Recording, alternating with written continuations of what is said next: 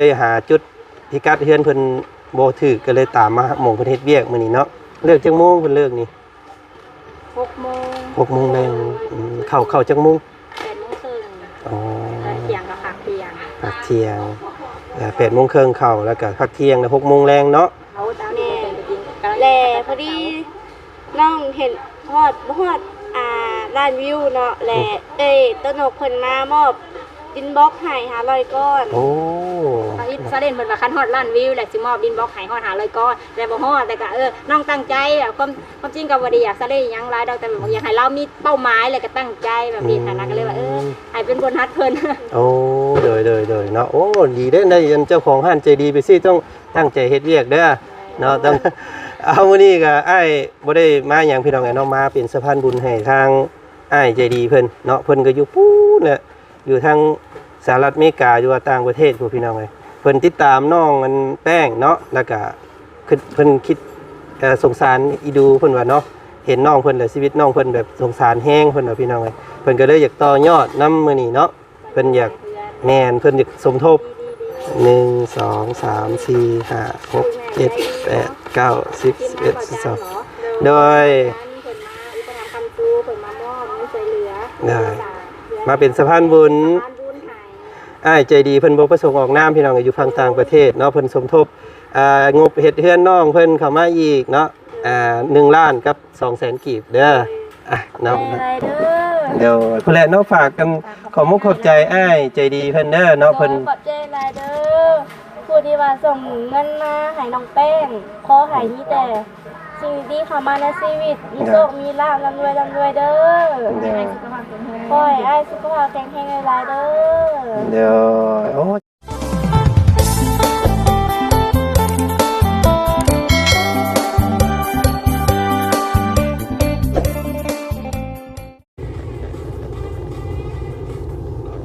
เนาะตัดภาพมาทางที่บัดที่นี่พี่น้องเลยเนาะอยู่ในเมืองตัวเมืองสวรรณเขตเด้อพี่น้องเลยเนาะทางซอกซอยหลุดล่างสวนไปสวนมาบาดนี้เนาะตอนนี้ทางบ่าวจันทร์ก็เดินทางเข้ามาฮอดเป็นเวลา3 โมงกว่าพี่น้องเลย3 โมงแรงบ่าย3 โมงเนาะมาตะเวนมาเลาะหาเส้นทางเข้าบ้านคนดังพี่น้องในโซเชียลเนาะน้องสาวผู้หนึ่งเพิ่นที่ว่าเพิ่นถือทำให้พี่น้องเนาะถือว่าเป็นจุดเปลี่ยนของชีวิตน้องเพิ่นกับแม่นเนาะเพราะว่าคลิปที่น้องเพิ่นถือทำให้นะเฮ็ดให้โด่งดังพี่น้องเลยแล้วก็เฮ็ดให้ทุกคนเนาะได้ฮู้น้องเพิ่นหลายขึ้นแต่ก็ตอนนี้เนาะกำลังมีหลายๆช่องทางที่กำลังจะช่วยน้องเพิ่นเนาะสร้างที่พักพิงเพราะว่าน้องเพิ่นก็เป็นเด็กกำพร้าพี่น้องอยู่กับพ่อ2 คนเนาะเอื้อยผู้หนึงบ่เนาะเรื่องเล่าบ่จันก็บ่ค่อยฮู้ที่ไปที่มาพ่อปานใดพี่น้องมีแต่ทางเบาเตียงเพิ่นเนาะไปมอบเงินหรือว่ากำลังสมทบเฮ็ดบ้านให้น้องเพิ่นอยู่ตอนนี้ว่าซั่นซะพี่น้องเนาะกับน้องชื่อว่าน้องแป้งว่าซั่นพี่น้องเนาะน้องแป้งเย็นบ่แป้งหอมบ่หรือว่าแป้งอีหยัง เอาตอนนี้ก็ทักถามหมู่ทีมงานก็บ่ได้เคยมาว่าซั่นพี่น้องมีแต่บ่เตียงเพิ่นสิแม่นบ่เตียงเพิ่นก็ยุ่งอยู่ยังบ่เห็นตอบเนาะก็เลยถามทางเมน้องเชอเพิ่นว่าได้ติดตามเพจเพจของสาวอีหยังโตนกเนาะสาวโตนกเพิ่นดึงเงินน้องเพิ่นไปเฮ็ดเวียกนำอยู่ห้านว่าซั่นบ่จันก็เคยฮู้จักห้านเพิ่นอยู่พี่น้องเคยซื้อเครื่องเนาะเป็นผ้าห่มผ้าแพรน้ำหั่นโตนกเพิ่นนี้ว่าซั่นเนาะตรงไปเส้นนี้แหละเนาะแม่นบ่แม่ไปเบิ่งว่าอยู่ในห้างแล้วบ่แม่นน่ะสิตามไปว่าเพิ่นเฮ็ดเวียกอยู่หั่นบ่หรือว่ามื้อนี้เพิ่นหยุดบ่เนาะเพิ่นออกแล้วหรือบ่หรือว่าแนวใดก็เดี๋ยวไปติดตามเบิ่งให้พี่น้องสิไปมอบเงินมื้อนี้เนาะอาจารย์ก็มีผู้ใหญ่ใจดีเนาะมีอ้ายใจดีท่านนึงเพิ่นร่วมต่อยอดมาเนาะในการเฮ็ดเฮือนให้น้องเพิ่นนี้ว่าซั่นพี่น้องเนาะมียอดเงินยอดนึงเนาะ กะจักสิหน่อยสิลายไปรุ่นเบิ่งน้ำกันพี่น้องเอ้ยเนาะมอบให้สาวแป้งเด้อวันว่าเนาะมอบให้น้องแป้งว่าซั่นพี่น้องเอ้ยเนาะเอาก่อนอื่นก็กราบทักทายสบายดีเนาะพ่อแม่พี่น้องหมู่เพื่อนมักสุขุสุคนเจอกันกับบ่าวจันอีกคือเก่าพี่น้องบรรยากาศตอนบ่ายๆเนาะมื้อนี้ฮ้อนพี่น้องฮ้อนมื้อนี้อากาศป๊าดโต35องศามื้อนี้เนาะนี่ตัวป๊าดโตเนาะถ้าเป็นทางประเทศนอกนี่ก็ถือว่าคืออะไรไข้ย่อยพุ่นแหละพี่น้องเอ้ยปุ๊บไปกับบุคส่วนตัวของบ่าวจันบ่เคยมาหาน้องเพิ่นจักเทื่อเนาะเห็นในเพจหลายๆเพจพี่น้องเพิ่นเอาลงบ่โทน้องลงดังได้น้องเพิ่นนี่ก็ได้เพราะว่าน้องเพิ่นน่ะถือกันหมู่ว่าซั่นพี่น้องไงเนาะทำให้ยังบ่ได้เคยมาบ่เคยมาจักเทื่อเนาะอยากมาหาน้องเพิ่นอยู่แต่ว่าเฮาบ่ได้มีการช่วยเหลือหยังนะเฮาก็เลยว่าบ่กล้ามาเนาะมีการช่วยเหลือเข้ามาแบบซี่แต่กับอาจารย์กาสิมาบัดนี้พี่น้องผู้ดีอ้ายเพิ่นว่าเอาเงินจำนวนนี้ไปมอบให้น้องแป้งเพิ่นนี่เด้อว่าซั่นเนาะพอได้ให้น้องเพิ่นสมทบในการต่อเติมเพื่อนชานหรือว่าใช้จ่ายในครอบครัวเพิ่นว่าซั่นพี่น้องเนาะอ้ายเพิ่นก็โอ้ยก็ขอบใจอ้ายเพิ่นหลายๆเนาะที่ว่ามอบหมายงานให้อาจารย์มาหาเนาะคนดังได้พี่น้องเอ้ยมื้อนี้เนาะดังนี่ดังมาคนดังวะจักแรกเฮ้ยเฮาบ่ดังซ้ำเพิ่นดอกเนาะทางน้องเพิ่นดังเด้ดังถึงตีเฮาก็บ่แล้วกันก็ส่วนตัวบ่จันว่าป้าตัวเนาะต้องตัวนั้นแล้วเป็นกุญแจสำคัญที่เฮ็ดให้น้องเพิ่นมีมื้อนี้ได้นะพี่น้องเอ้ยเนาะแม่นตีปุ๊บชีวิตเปลี่ยนพี่น้องเอ้ยเนาะ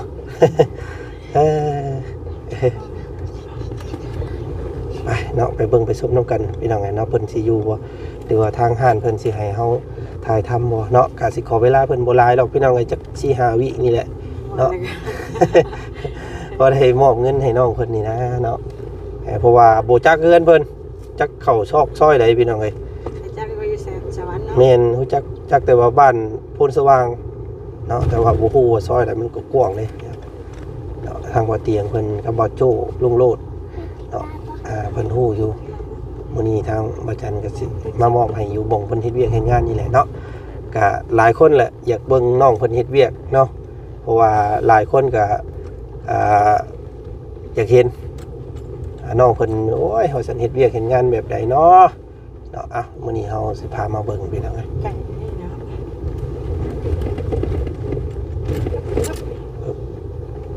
มาบ่ถึงมื้อแล้วอยู่จังขอแม่นจักนะขึ้นรถวอบอยู่เอาของขึ้นรถอยู่ไปจักพี่น้องเอ้ย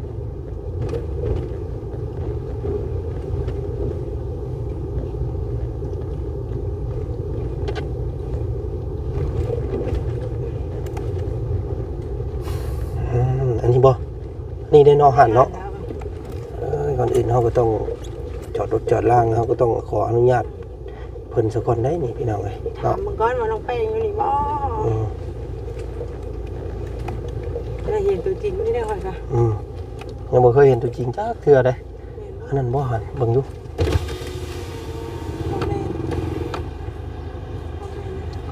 แม่นบ่พอดีแล้วทางเมนังเชื่อเพิ่นก็ให้หมวกบ่ยันคือโจรคือยันคืออันน่ะยันคือครูบาเพิ่นเนาะสิว่าอ้าวเน้นอันน่ะจัวลักซิกมาแต่ซ้ายว่าอีกเด้อติไปไปน้องเข้าไปเบิ่งนำกัน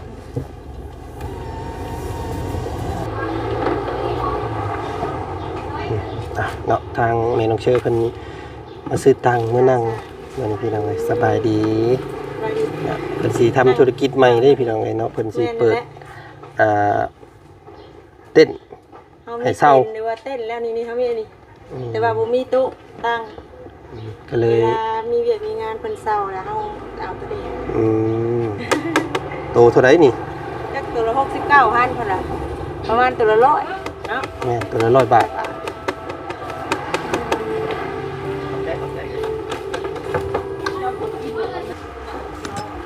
เนาะ โอเคพี่น้องนะตอนนี้ทางเบาจันก็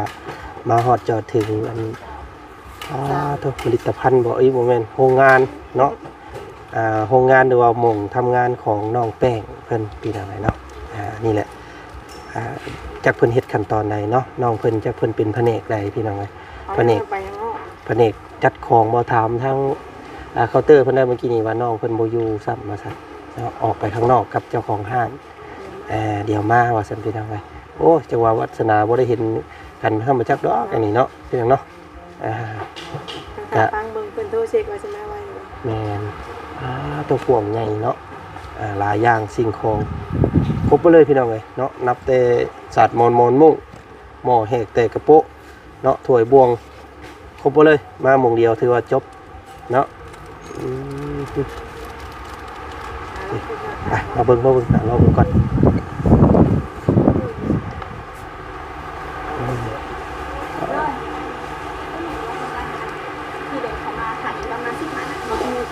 โอเคขอบใจเด้อ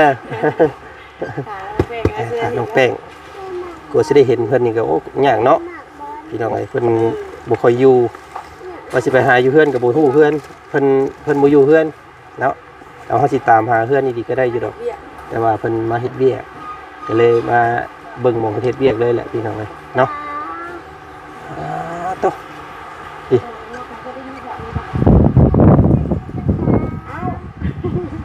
ตุ๊กตาได้ลูกมาเบิ่งอยู่นี่นี่มอนได้นี่119,000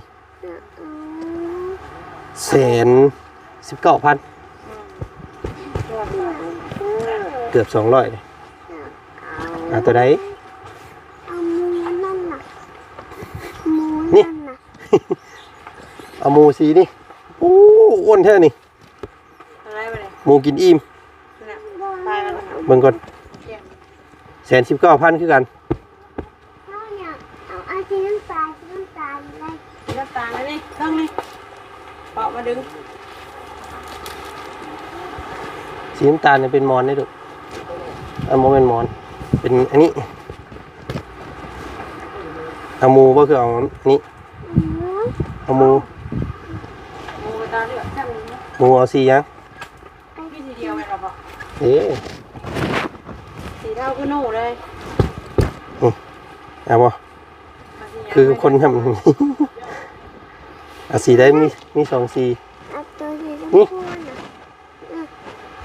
เบิ่งสิคุณนี่บ่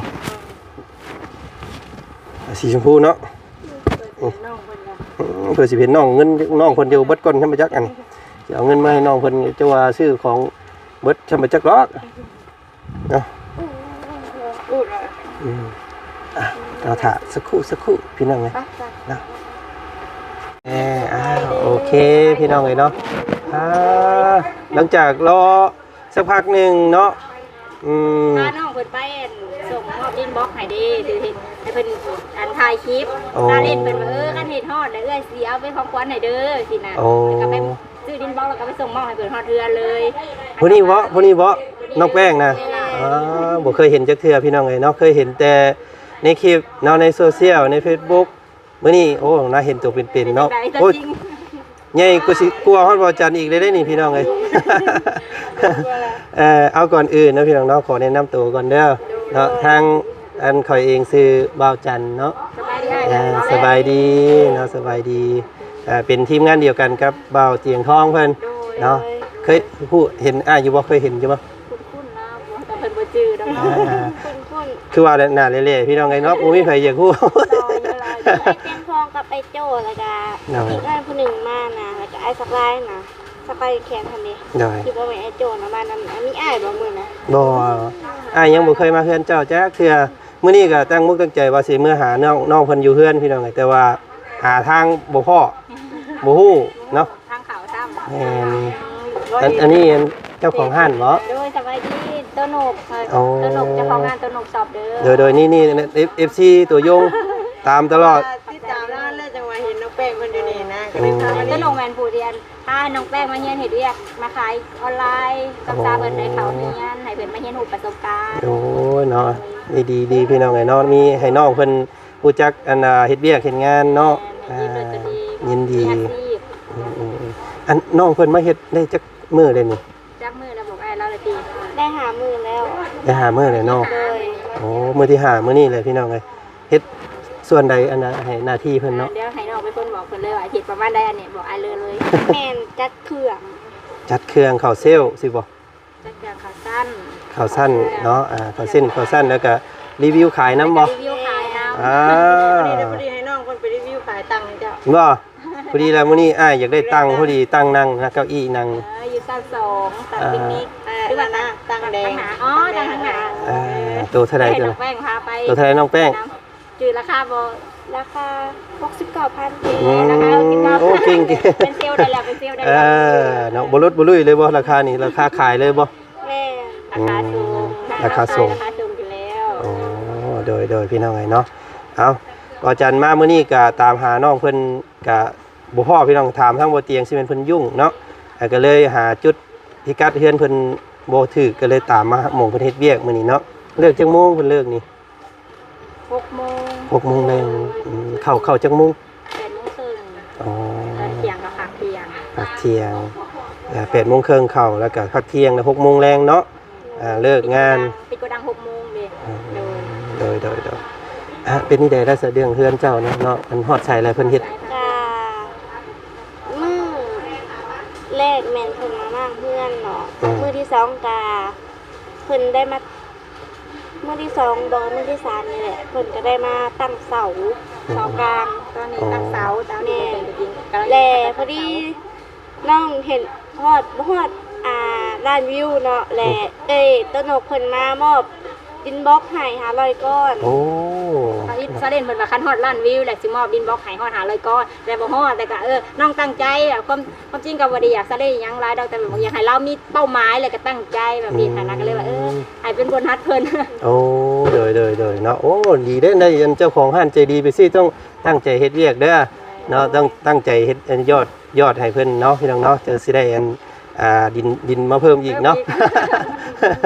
เอามื้อนี้ก็อ้ายบ่ได้มาหยังพี่น้องเนาะมาเป็นสะพานบุญให้ทางอ้ายใจดีเพิ่นเนาะเพิ่นก็อยู่ปู้นแหละอยู่ทางสหรัฐอเมริกาอยู่ต่างประเทศพวกพี่น้องเอ้ยเพิ่นติดตามน้องมันแป้งเนาะแล้วก็เพิ่นคิดสงสารอีดูเพิ่นว่าเนาะเห็นน้องเพิ่นแล้วชีวิตน้องเพิ่นแบบสงสารแฮงเพิ่นว่าพี่น้องเอ้ยเพิ่นก็เลยอยากต่อยอดนำมื้อนี้เนาะเพิ่นอยากแม่นเพิ่นอยากสมทบสมทบในงบเท่าใดเบิ่งพี่น้องเอ้ยเนาะบ่จันก็เบิ่งก่อนเด้อ ดีเพิ่น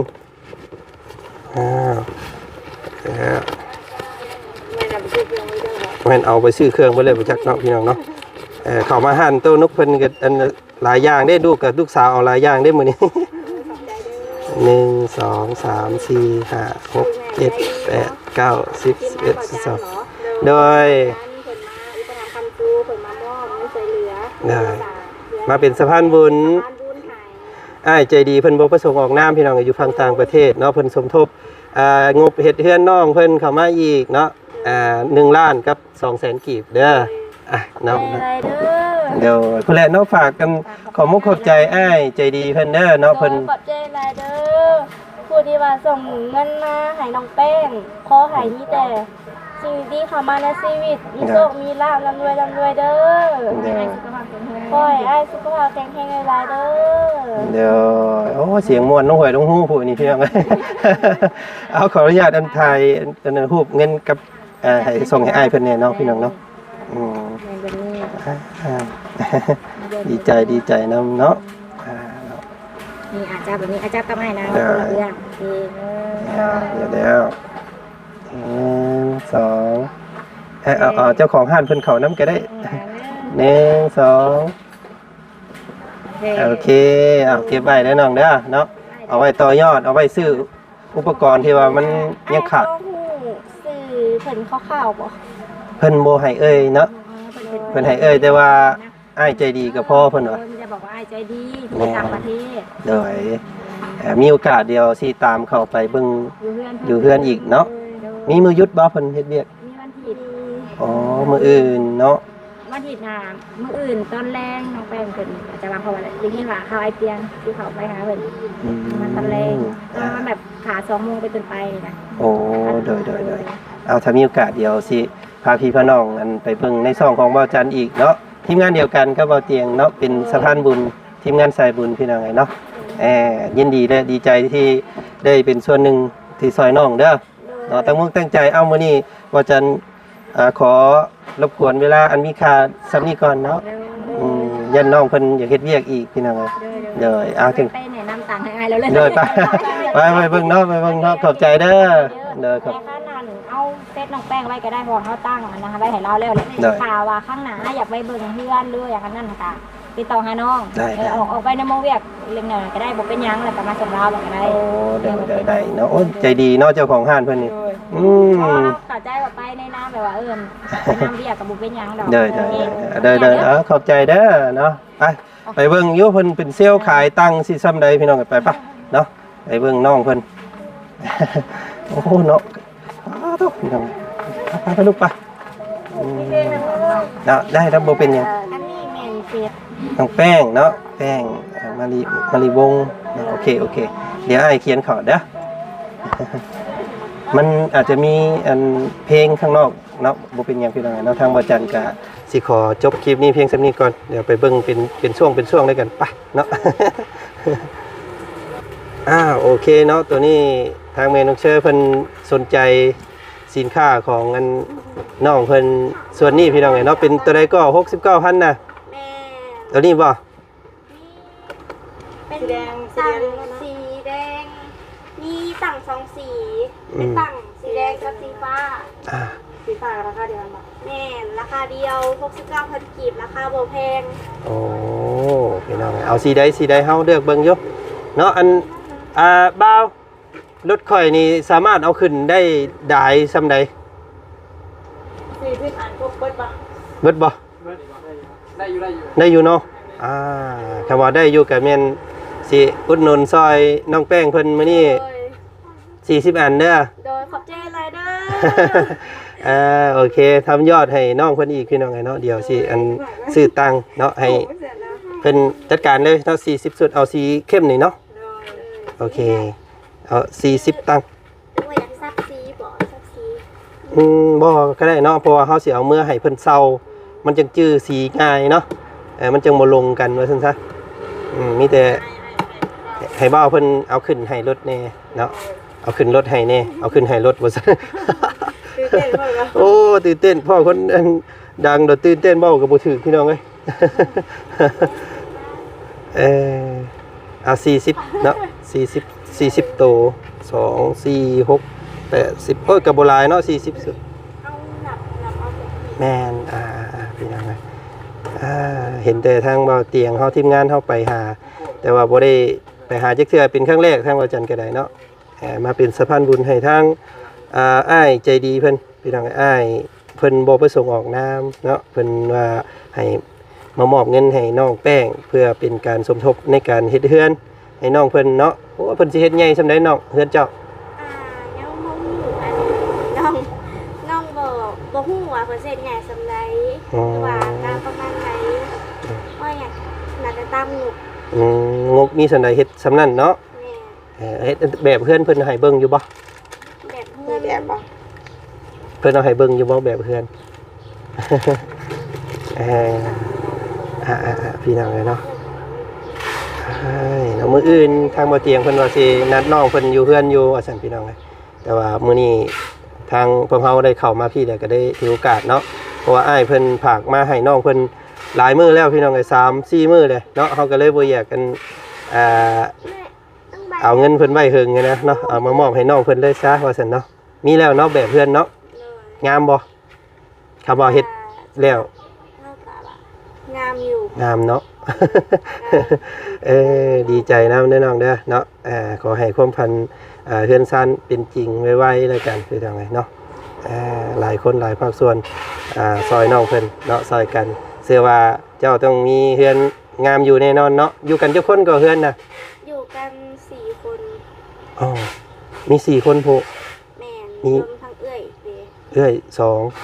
เอื้อยน่ะมี2 คน คนแต่ว่าผู้หนึงเฮ็ดเวียกอยู่ไทย อ๋อ อีกผู้หนึงเพิ่นเฮ็ดเวียกในสวรรค์นี่แหละ โอ้โดยแล้วก็พ่อเนาะ แม่นพ่ออ้ายแล้วก็น้องอิง เอ้าแม่ได้สักแม่บ่มีบ่ แม่เสียแล้ว โอ้แม่เสียแล้ว แม่น พี่น้องก็แสดงว่าอยู่แต่กับพ่อเนาะพ่อเพิ่นก็บ่ได้มีผู้ใหม่บ่ บ่ อยู่นำลูกเนาะฮักเพิ่นหลายๆเด้อเนาะแพงเพิ่นหลายๆพี่น้องเอ้ยเพราะว่าพ่อมีผู้เดียวเด้เนาะ ตั้งใจเฮ็ดงานซะพี่น้องเอ้ยเนาะมื้อนี้ซอยน้องเพิ่นปิดอันออเดอร์อีก40อันแล้วก็มอบเงินให้น้องเพิ่นล้าน200,000กีบเนาะเป็นของอ้ายใจดีบ่ประสงค์ออกนามเอามื้อนี้ถ่ายทำน้องเพิ่นซำนี้ก่อนให้น้องเพิ่นเฮ็ดเวียกเดี๋ยวเจ้าของห้านให้เด้เนาะ โอเคน้องเนาะสบายดีแล้วน้องเด้อน้องแป้งเนาะเห็นแต่ในคลิปพี่น้องคือเห็นตัวน้อยๆเนาะโตมาเห็นตัวจริงโดดใหญ่กว่าแม่น้องเชื่ออีก โอเคพี่น้องเอาเนาะทางบ่จันก็ขอบพระคุณทางอ้ายใจดีหลายๆเด้อเนาะที่สดช่วยน้องเพิ่นเข้ามาโดยผ่านทางช่องของบ่จันเนาะ